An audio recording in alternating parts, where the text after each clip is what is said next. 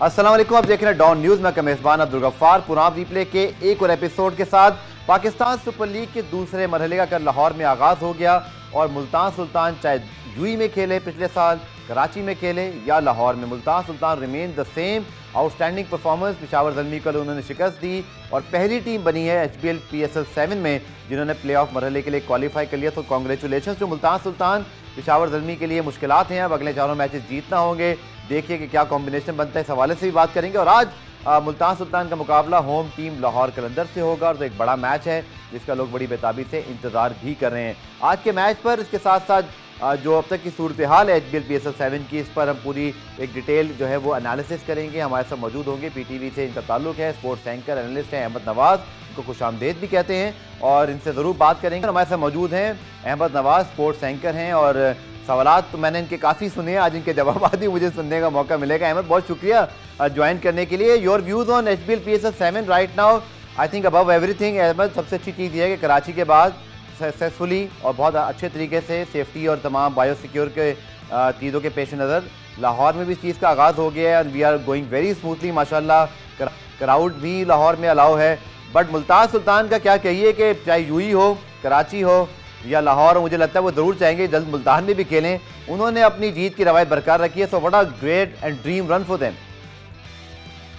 जी, सबसे पहले तो गफ़ार अस्सलाम वालेकुम आपको और माली के तमाम व्यूअर्स को। I think thank you so much for giving me the opportunity कि मैं आपके शो में आया हूँ। आपसे हमारा ताल्लुक डेफिनेटली बहुत ज़बरदस्त है, बहुत सा इंटरेक्शन रहता है। पहली दफ़ा रीप्ले में आया हूँ, बहुत अच्छा लग रहा है। मैं आपको मेरे ख्याल से मैंने आज सोशल मीडिया पे सुबह उठते ही बड़े मज़े की चीज़ पढ़ी और वो ये थी कि शायद ऑस्ट्रेलिया ही आके मुल्तान को हरा सकता है क्योंकि यहाँ की टीम्स की बस की बात तो लग नहीं रही। तो आई थिंक ये काफ़ी तौर पर हमें नज़र आ रहा है कि मुल्तान डोमिनेट करती आ रही है। आपने बिल्कुल ठीक कहा कि कराची की लेग जितनी सक्सेसफुल रही, लाहौर की लेग उससे भी ज़्यादा बेहतरीन तरीके से शुरू हुई है। डेफिनेटली हम चाह रहे हैं कि PSL हर साल जो है वो बेहतर होती जाती है, होती भी जाए और भी फ्रेंचाइजेज आए। मेरे ख्याल से सबसे पहले तो लाहौर के लिए सबसे खुशाइन बात यह है कि शुरू में 50% कैपेसिटी और कुछ दिन बाद 100% कैपेसिटी के साथ जो क्राउड है वो मैच PSL का देख सकेगा। और अगर पर्टिकुलरली मुल्तान की बात करें तो मेरे ख्याल से बहुत सी बातें हैं जो मुल्तान के बारे में करनी होंगी। But if we can pick one thing जहाँ से हमें लगता है कि मुल्तान इस टूर्नामेंट की बेस्ट टीम क्यों है या पिछले सीजन में क्यों जीती, आई थिंक वो सारा क्रेडिट जो है वो at the end of the day Mohammad Rizwan की कप्तानी पर आएगा। बिल्कुल आपने ठीक कहा और जिस तरह की वो कप्तानी करें, what a turn around for Mohammad Rizwan from position जहां वो फ्रेंचाइज क्रिकेट में पाकिस्तान सुपर लीग में 11 में नहीं आ पा रहे थे और कहां अब वो किसी भी ड्रीम 11 का शायद सबसे पहला हिस्सा होंगे।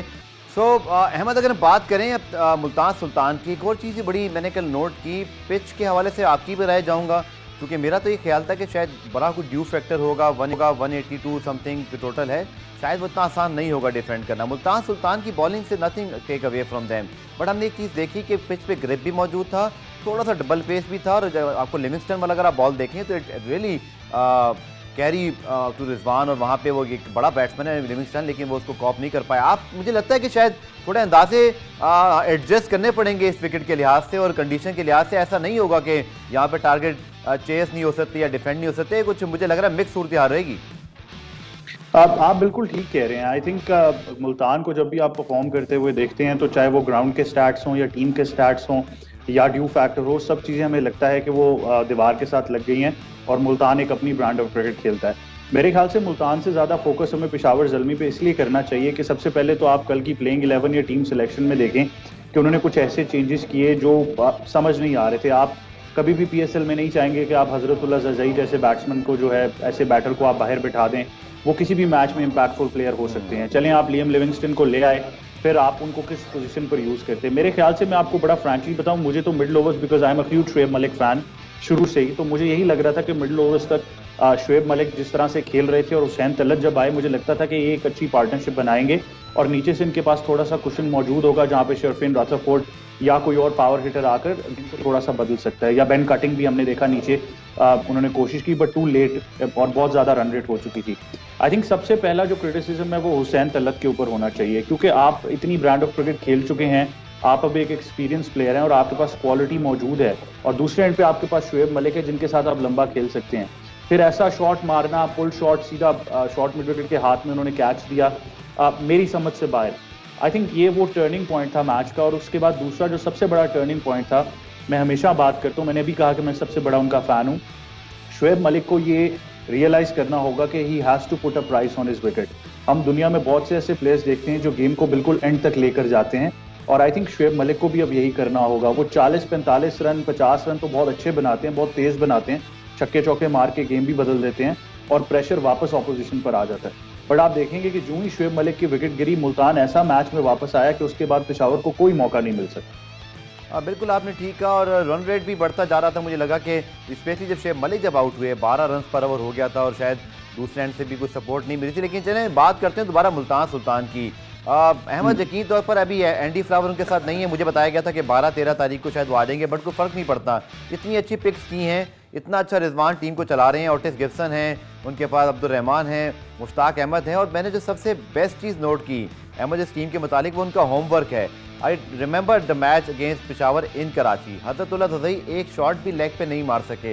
मतलब इतना अच्छा होमवर्क किया हुआ है उनकी बैटिंग के ऊपर, और हर ही बैट्समैन के सामने, यानी लिविंगस्टन के ऊपर भी उनका होमवर्क था कि कहाँ उनको गेंद करनी है, क्योंकि लिविंगस्टन पैड्स पर या फुल लेंथ पे कितने लंबे छक्के मारते हैं वो आप और मैं देखते रहे हैं, CPL में भी और बाकी जगहों पे भी। तो बहुत क्रेडिट जाता है कि उनके प्लेयर्स की एग्जीक्यूशन तो है, बट बहुत ज़्यादा मेहनत होती हुई दिखाई दे रही है बेंच स्टाफ पर, जहाँ पर वो पूरा प्लान बनाते हैं और फिर एग्जीक्यूशन बहुत तगड़ी है। तो that is a true professional display bye them. आपने बिल्कुल ठीक कहा। आई थिंक आपने सबसे बड़ा फैक्टर मुल्तान की जो अभी तक की परफॉर्मेंस रही है उसका पकड़ लिया है, क्योंकि हमें याद होगा कि लास्ट सीजन में जब अजहर महमूद भी वहाँ पर मौजूद थे तो यही बात हो रही थी कि वो बड़ी ज़्यादा स्किल एक लेवल पर चीज़ें लेकर आ रहे हैं। वो हमने नंबर्स वाला भी देखा कि बॉलर्स को नंबर्स के थ्रू इशारे हो रहे थे, और शायद लोगों ने यही कहा कि अब अजहर महमूद नहीं है तो अब देखना होगा मुल्तान कैसे परफॉर्म करेगी। बट आई थिंक जब आपकी कोर स्ट्रेंथ जो है मैनेजमेंट की वो होमवर्क बेस्ड है, सेम चीज़ जो हमें इस्लामाबाद यूनाइटेड के साथ भी नजर आई, तो आप बेहतर परफॉर्म करते हुए नजर आते हैं। मेरा ख्याल है ऑन अ पर्सनल लेवल जो मुझे लगता है सबसे बड़ा फैक्टर है मुल्तान के लिए, जैसा कि मैं कह रहा हूँ कि कप्तानी है। अब कप्तानी क्यों बेहतर है, आई थिंक ये हम थोड़ा सा एनालाइज इस तरह से कर सकते हैं कि मोहम्मद रिजवान पूरे मैच में अपनी टीम पे प्रेशर ना आने देते हैं, ना खुद को अंडर प्रेशर करते हैं, चाहे ऑपोजिशन जो है वो अच्छी रन रेट से खेल रही हो। और देखें, हम सब जिन्होंने क्रिकेट खेली भी है वो सब इस चीज़ को रियलाइज करेंगे, और जिन्होंने कप्तानी भी की हुई है, मैं खुद club cricket, college cricket, university cricket या PTV के लिए खेला हूँ, तो हम ये चीज़ें देखते हैं कि कप्तानी के अंदर जब कप्तान अंडर प्रेशर आ जाता है तो पूरी टीम का मोराल थोड़ा डाउन चला जाता है। और हमने ये एग्जाम्पल अगर देखनी है तो आप क्वेटा ग्लैडिएटर्स को देख सकते हैं। यही अनवर अली थे जो क्वेटा ग्लैडिएटर्स के लिए खेलते आ रहे थे और डिफरेंट परफॉर्मेंस थी।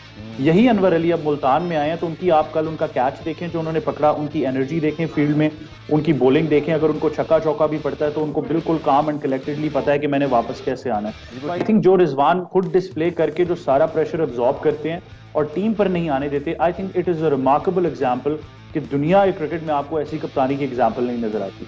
बिल्कुल आपने ठीक कहा, और हमने यकीनी तौर पर शान मसूद का भी जिक्र करना है। पाकिस्तान की टीम में वापसी हो गई है, आउटस्टैंडिंग किस्म की और काम कलेक्टिव किस्म की बैटिंग करते हैं रिजवान, और शान मसूद ने शायद ही किसी मैच में अपनी टीम को अब तक लेट डाउन किया, सिवाय एक मैच में जहाँ रिजवान 0 पर आउट हुए थे। अहमद, मैं आज के मैच पर ज़रूर आऊँगा, लेकिन जो हमने बात की थी, yes Multan is playing different level cricket, उनका बिल्कुल एक अलग इस वक्त जो है वो तरह से ऑपरेट वो कर रहे हैं। बट जो विकेट हमने कल देखी, ठीक है ड्यू फैक्टर मौजूद था, बट हमने देखा चाहे वो लियाम लिविंगस्टन का शॉट हो, कामार अकमल वाला शॉट हो, इवन हुसैन तलत के शॉट में भी वो शॉट लगे ज़रूर, लेकिन उसमें हमने देखा कि कुछ बैट्समैन को प्रॉब्लम ये हुई कि बाउंस का भी, और गेंद थोड़ा वो कहते हैं ना क्रिकेट की ज़बान में, उर्दू में जो कहते हैं, गेंद फंस कर थोड़ा आ रहा था। आपने भी ये रियलाइज़ किया कि यहाँ पे शायद सेकंड बैटिंग इतनी आसान नहीं होगी जितना समझा जा रहा है।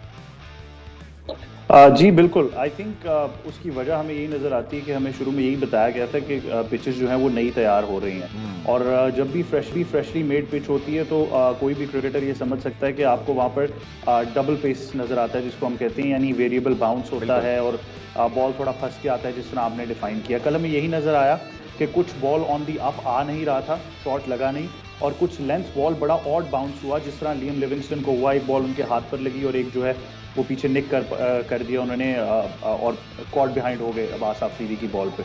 तो मेरे ख्याल से ये टूर्नामेंट के शुरू में हमें नजर आएगा, but I think over the time, क्योंकि अब थोड़ा सा वेदर कंडीशंस भी दिन में चेंज हो रही हैं, थोड़ा सा मौसम गर्म होता जा रहा है, पिच ज़रा थोड़ी सी बेक होगी, तो हमें लगेगा कि ये प्रॉपरली, अगर इन कंडीशंस में भी आपको 180-170 नज़र आ रहा है, तो आई थिंक 200 वाली पिच आपको ऑलमोस्ट नज़र आ जाएगी।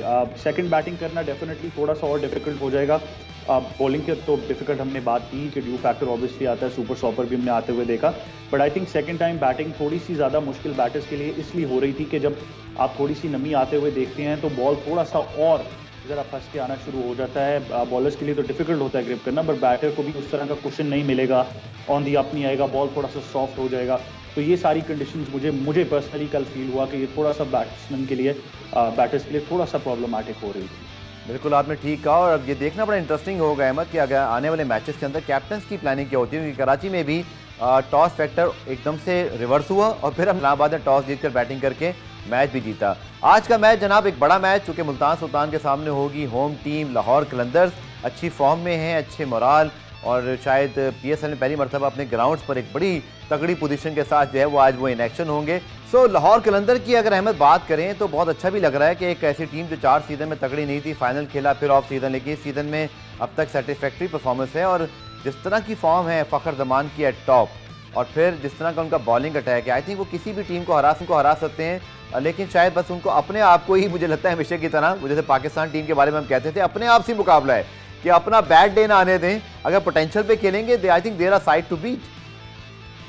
दे डेफिनेटली आर। आई थिंक पूरा पाकिस्तान मेजॉरिटी ये देख रहा है कि शायद ये लाहौर कलंदर्स का सीजन हो सकता है, कंसिडरिंग कि सारी फ्रेंचाइजेस बाकी जो हैं वो PSL जीत चुकी हैं, बट लाहौर नहीं जीत रहा। मैं ये बात ज़रूर कर रहा था, आपने बड़ी ज़बरदस्त बात की कि शायद अपने आप से मुकाबला है, तो वो डेफिनेटली उनका है। लेकिन ये आई थिंक ये ज़रूर टूर्नामेंट में अच्छा हो गया कि जो क्वेटा ने उनको हराया कराची के आखिरी मैच में, लगता यही है कि वो ज़रा एक वेकअप कॉल हो जाएगी उनके लिए। आई नो लोग बहुत सा मजाक भी बनाते कि अगर ये 200 ना करें तो ये जीत सकते हैं। 200 शायद इनके लिए लकी साबित नहीं हो रहा, बट आई थिंक 199 पे स्टॉप हो जाए। बिल्कुल 198 पे स्टॉप हो जाए, 200 का टारगेट भी ना दें, सोचे भी ना 200 का। लेकिन आई थिंक ओवरऑल अगर आप इनके स्क्वाड की बात करें, जो प्लेयर्स इनके साथ पिछले 4-5 सीजन से मौजूद हैं, चाहे वो डेविड वीजे हो गए, फ़खर हो गए, शाहीन शाह अफरीदी हो गए, आई थिंक स्क्वाड बहुत ज़बरदस्त है। राशिद खान के इंक्लूजन से भी बहुत फ़र्क पड़ता है। सिर्फ मेरिट के ऊपर क्रिकेट खेलें तो आई थिंक अच्छा हो सकता है। आज इस बात से बिल्कुल ना घबराएं कि मुल्तान सुल्तान टूर्नामेंट में अनबीटन है, क्वालिफाई कर चुकी है, टॉप साइड है, अभी तक हारी नहीं है। ऑन द डे अगर लाहौर सिर्फ मेरिट पर क्रिकेट खेले, इसलिए हम कहते हैं कि T20 cricket is a funny game. यहाँ पर टॉस का फैक्टर भी एलिमिनेट हो जाएगा, यहाँ पर स्टैट्स भी एलिमिनेट हो जाएंगे, यहाँ पे तमाम चीज़ें एलिमिनेट हो सकती हैं। तो अगर आप ball by ball, over by over आप अच्छी क्वालिटी क्रिकेट खेलने की कोशिश करें, आई थिंक चीज़ों को ओवरडू और ओवर थिंक नहीं करना चाहिए।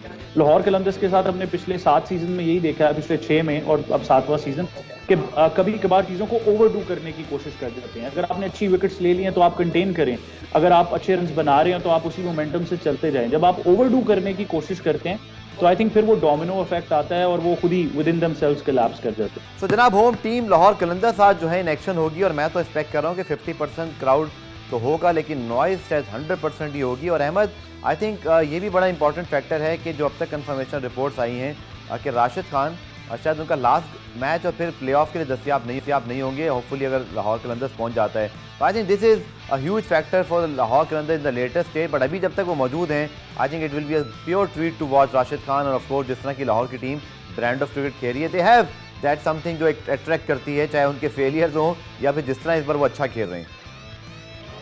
आई थिंक गफार, एक चीज़ तो बड़ी पर्टिकुलर है कि PSL में अगर आपको सबसे ज़्यादा फॉलोइंग किसी भी फ्रेंचाइज की नज़र आती है अक्रॉस द बोर्ड, तो वो लाहौर कलंदर्स है। आपको उनके फैंस पूरे पाकिस्तान में हर जगह मौजूद नज़र आएंगे, चाहे वो पिछले सीजन्स में उनके ओनर का फैक्टर हो कि वो बहुत ज़्यादा कैमरा पे हमें नज़र आते थे, चाहे उनकी सपोर्ट हो। पर्टिकुलरली लाहौर के काफ़ी लोगों से हमारी बात हुई और वो यही कहते रहे कि थ्रू थिक एंड थिन वो लाहौर कलंदर्स को सपोर्ट करेंगे। तो बड़ी ओनरशिप आपको नज़र आती है लाहौर के लोगों से जब आप उनकी फ्रेंचाइज की बात करते हैं। राशिद खान का बहुत बड़ा फैक्टर है, I think more than with the ball as a batter उनका फैक्टर लाहौर कलंदर्स के लिए बहुत इंपॉर्टेंट रहा है, क्योंकि आखिरी 4-5 ओवर्स में जो उन्होंने एज अ बैटर परफॉर्म किया है उससे लाहौर के बॉलर्स को बहुत कुशन मिला और एक स्कोर की जो आप रन रेट देखते हैं वो बहुत बेहतर होती थी। आखिरी 4 ओवर्स हों, 3-5 ओवर्स जितने भी हों, वो आके वो जो 20-25-30-40 रन बनाते थे आके, उससे बहुत फ़र्क पड़ता नज़र आया। तो आई थिंक एक ये फैक्टर बहुत वो मिस करेंगे, जहाँ पर उनके एज अ बॉलर होने का फैक्टर है वो भी बहुत बड़ा है। बट आई थिंक कि लाहौर के स्क्वाड में इतना कुशन है कि बॉलिंग यूनिट में वो इस चीज़ को रिकवर कर पाते हैं। और आज के मैच में भी आई थिंक अगर मैं बार बार वही कहूँगा कि मेरिट पर खेलें, बहुत ज़्यादा ओवरडू ना करें चीज़ों को, तो आई थिंक बेहतर परफॉर्म कर सकते हैं। एक चीज़ जो बड़ा पॉजिटिव है अब तक अहमद, वो लाहौर कलंदर्स के लिए फ़खर जमान की फॉर्म है। मतलब इट इज़ ट्रूली रिमार्केबल कि 170 का स्ट्राइक रेट मेंटेन करके आप 80 एवरेज भी मेंटेन कर रहे हो, 350 रन बना डालें, और ट्रूली फंटास्टिक परफॉर्मेंस और he is a match winner, true match winner for Pakistan in limited overs cricket. But अभी तक हमने ये देखा है कि उनके अलावा हमें उस तरह की कंसिस्टेंसी मिडल ऑर्डर में हफीज़ स्पेशली अगर रन्स करें या अगर हम नीचे बात करें बाकी बैट्समैनों की, तो आई थिंक ये जैसे आप बात करें ना ओवर डू वाली, मुझे लगता है कि थोड़ा सा फ़खर जमान के साथ दूसरे प्लेयर्स को कुछ करना पड़ेगा, because it is so tough for Fakhar Zaman और एनी सॉर्ट ऑफ जो पावर प्लेयर होता है वो हर मैच में आपको रन्स नहीं करके दे सकता। आई थिंक आपने बड़ी ज़बरदस्त बात की। मेरे पास थोड़ा सा इंसाइट ज़रूर था ड्राफ्टिंग से पहले, और कुछ खबरें ऐसी ही थी कि लाहौर कलंदर्स की मैनेजमेंट और फ़खर जमान के दरमियान थोड़े से कुछ प्रॉब्लम्स आ रहे थे। फ़खर पिक होना चाह भी रहे थे, वो शायद मूव भी होना चाह रहे थे, वो दरमियान में थोड़ा सा इशू चल रहा था। बट मैं आई एम वेरी ग्लैड कि वो इशू रिजॉल्व हुआ। लाहौर कलंदर्स ने एक बार फिर फ़खर जमान को पिक किया, वो उनके स्क्वाड का हिस्सा बने। आपने बहुत अच्छी बात की। मेरे ख्याल से फ़खर जमान के अलावा उनको अभी तक कोई कॉम्बिनेशन बनता हुआ नजर नहीं आया। मैं इसलिए कह रहा हूँ राशिद का फैक्टर बहुत इंपॉर्टेंट है, क्योंकि अगर राशिद या डेविड विजय जैसे प्लेयर्स नीचे से आकर स्कोर नहीं करते तो इन द मिडल ऑर्डर आपको लाहौर की तरफ से कोई कुशन नजर नहीं आया। I think it's the same problem जो कराची के साथ थी कि उनके मिडल ऑर्डर में, खैर वो तो बिल्कुल ही डाउन एंड आउट है, कि कोई ऐसी आपको सपोर्ट नजर नहीं आती जो बाबर और शर्जील के बाद कैरी कर सके। फ़खर अभी तक परफॉर्म करते आए हैं। अब लाहौर के लिए आई थिंक सबसे बड़ी एक डिसअपॉइंटमेंट ये हो सकती है कि जहां पर फ़खर ना चल पाए वहां पर वो इनिंग्स को कैसे कैरी करते हैं। ओपनिंग में तो अच्छी पार्टनरशिप मिल जाती है 40, 50, 70 रन की, लेकिन उसके बाद वो परफॉर्म नहीं कर पा रहे। आई थिंक उनके पास स्क्वाड में भी उनके जो पिछले कप्तान थे सुहेल अख्तर, वो मौजूद हैं। अगर वो उनको ट्राई करना चाहते हैं तो वो ये कोशिश कर सकते हैं कि सुहेल को 1 डाउन या 2 डाउन ट्राई करके और उनको कहीं के इनिंग्स बिल्ड करने की कोशिश करें। सुहेल के अंदर ये कैपेसिटी है, और तो वो कप्तान नहीं है। आई थिंक जब आप कप्तान भी नहीं है तो उनके पास थोड़ा और लेवरेज होगा खुलकर खेलने का। तो आई थिंक ऐसी कुछ कॉम्बिनेशन ट्राई करें तो हो सकता है। जहां तक मोहम्मद हफीज़ की आपने बात की, आई थिंक रोल डिफाइनिंग का इशू है। पाकिस्तान टीम में उनका रोल बड़े ज़बरदस्त तरीके से डिफाइन रहा। यहाँ पर अभी तक समझ नहीं आ रही कि आप उनको तीसरे चौथे पर लाकर क्या चाह रहे हैं, कि वो लंबा खेलें, आप चाह रहे हैं वो आते ही उस मोमेंटम को कंटिन्यू करें। और आई थिंक लाहौर के लिए नहीं, सिर्फ हफीज़ के लिए भी ये ज़रूरी है कि वो रोल डिफाइन हो, क्योंकि हफीज़ खुद भी कंफ्यूज नजर आ रहे हैं। तो या तो आप हफीज़ को थोड़ा सा नीचे ड्रॉप कर लें और उन्हें कहें कि एग्रेसिव खेलें, या फिर उनको क्लियरली बताएं कि हम चाहते हैं कि आप लंबा खेलें और आप एग्रेसिवनेस को छोड़ दें। बिल्कुल आपने ठीक कहा, लेकिन Hafeez is a match winner. जब भी फॉर्म में आएंगे तो यकीनी तौर पर लाहौर की टीम और तगड़ी हो जाएगी। आखिरी सवाल आपसे, आई थिंक क्योंकि बहुत ज़्यादा हाई रेट किया जा रहा है और कुछ परफॉर्मेंसेस भी ऐसी हैं लाहौर कलंदर्स के बॉलिंग अटैक की, क्यों ना उनको हाई रेट किया जाए। दुनिया का बेहतरीन क्रिकेटर उनके पास है, दुनिया का बेहतरीन T20 बॉलर उनके पास है, हारिस रऊफ एक्सपेक्टर, और जमान खान भी अगर ऐसी बॉलिंग कर रहे हैं, और फिर डेविड वीसा। लगता तो यही, मैं समीन भाई से उस दिन बात कर रहा था, बल्कि आसिफ भाई से, कि लगता है David Wiese is just born to play for Lahore Qalandars. इतना ज़्यादा वो डेडिकेटेड, उतना वो लॉन्ग एसोसिएशन है। बट उनके सामने जो रायली रोसो और टिम डेविड जो परफॉर्मेंसेस कर रहे हैं मिडल में आकर, मैंने इससे ज़्यादा ब्रूटल हिटिंग देखी नहीं थी जो लास्ट टाइम उन्होंने की थी। I think this is again going to be a very good battle between a quality bowling side and a very quality but a very innovative sort of and a brutal power hitters of the Multan Sultan. आपने बिल्कुल ठीक बात की। I think आज हमें एक और बड़ा इंटरेस्टिंग मैच देखने को मिलेगा, जैसा कि हमने कराची का आखिरी मैच देखा जिसमें जेसन रॉय ने छक्कों की बारिश कर दी, और वो भी बड़ा टाइटली एक कॉन्टेस्ट हमें नजर आया।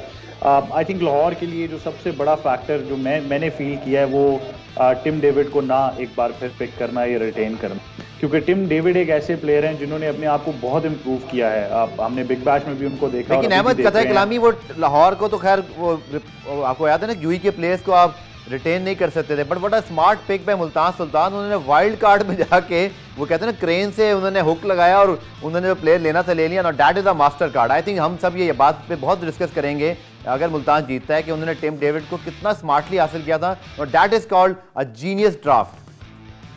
आई थिंक इसको आप पिक ऑफ द PSL कह सकते हैं, बिकॉज उन्होंने शॉक वेव्स थ्रो की बाकी फ्रेंचाइजीज के कैंप में, और सब हैरान रह गए कि ये हुआ क्या है। बट मुल्तान आपको हमेशा ऐसे ही नजर आता है। हम इस्लामाबाद के होमवर्क की तो बहुत बात करते हैं ड्राफ्टिंग में, बट अगर आप मुल्तान का भी होमवर्क देखें तो उन्होंने कॉम्बिनेशन इतना ज़बरदस्त बनाया कि हर प्लेयर एक दूसरे को कॉम्प्लीमेंट कर रहा था।